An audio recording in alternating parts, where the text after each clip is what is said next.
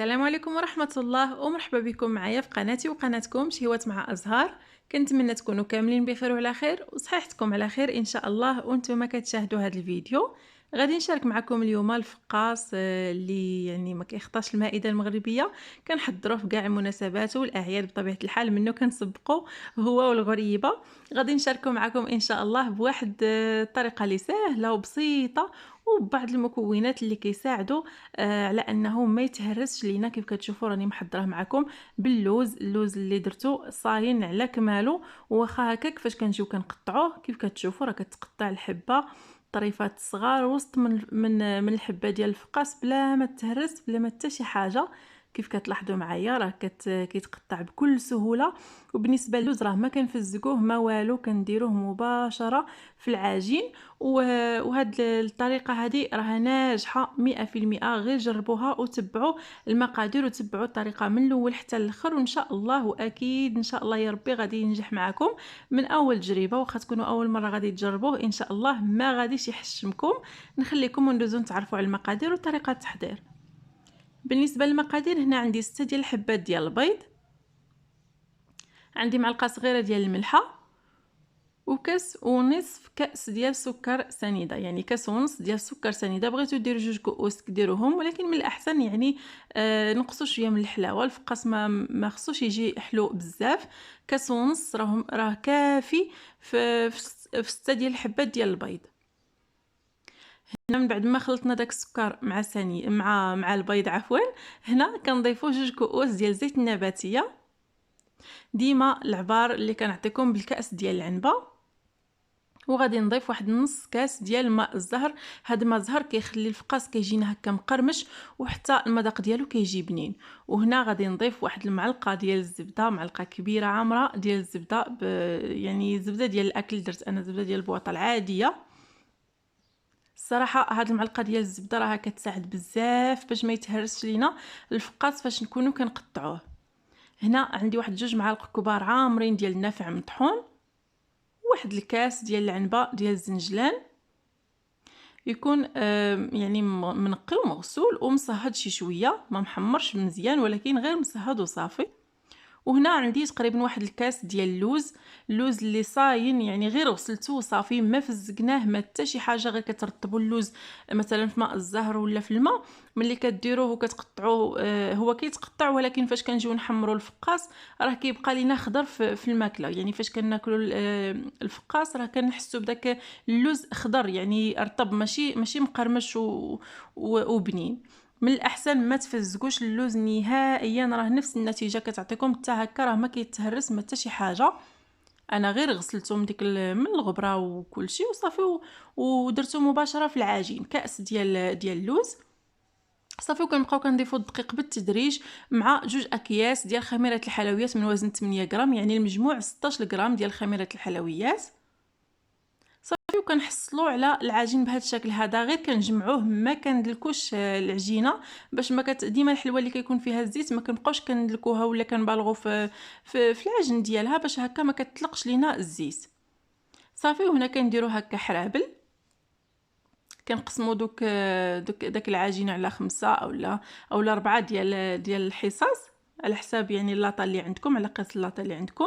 صافي كنبقاو كنديروا حرابل، ولا بانت لينا شي حبات ديال اللوز كيطلعوا الفوق كنعاودوا نضغطوا عليهم بصبعنا حتى يعني كتدخل داخل باش ما كتبقاش لينا دوك الحبات الفوق معزولين بوحدهم. صافي. من بعد ما درنا هاد المرحله هذه دابا كندوزو باش ندهنوا داك الحرابل ديال الفقاس بالصفار ديال البيض مخلط مع شي شويه ديال قهوه سريعه الذوبان، غير شويه.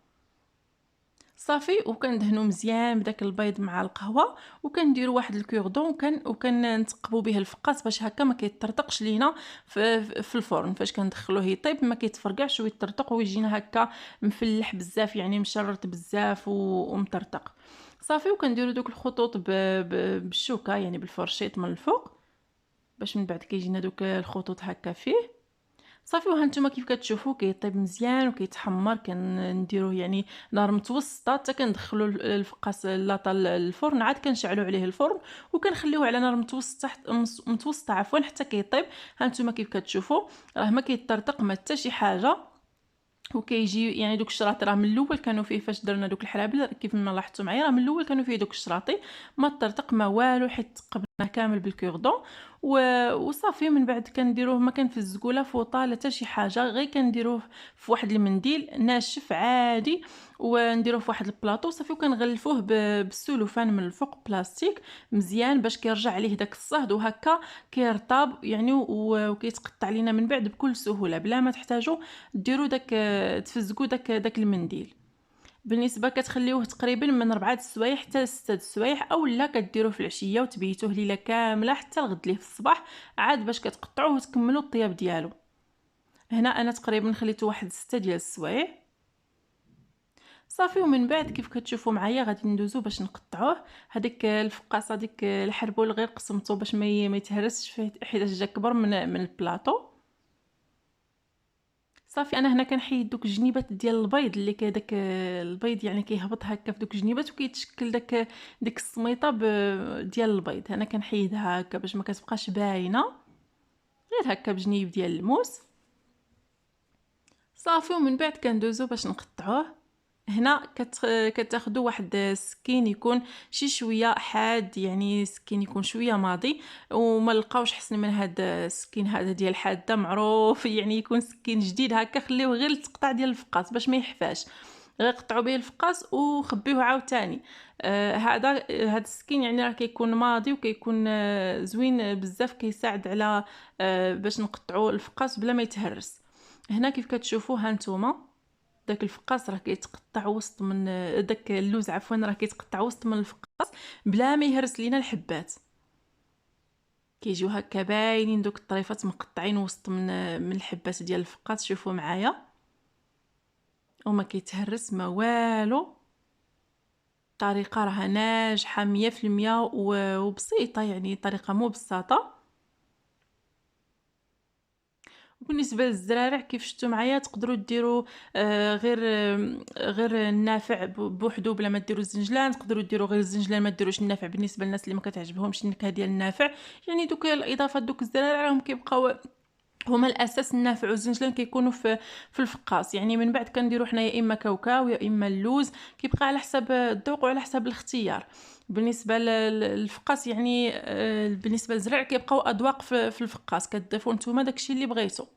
وهذا هو الشكل ديالو وهذه هي النتيجه ديالو. كيف كتشوفوا راه كيجي ناجح 100%. كنتمنى ان شاء الله توجدوه بهذه الطريقه اللي شاركت معكم وينال اعجابكم، وراه كيجي مقرمش وفي نفس الوقت هشيش وبنين بزاف بزاف. كنتمنى ان شاء الله توجدوه. خليتكم على خير، تهلاو في راسكم بزاف بزاف، ونتلاقاو في الفيديو الجاي ان شاء الله. بسلامه عليكم.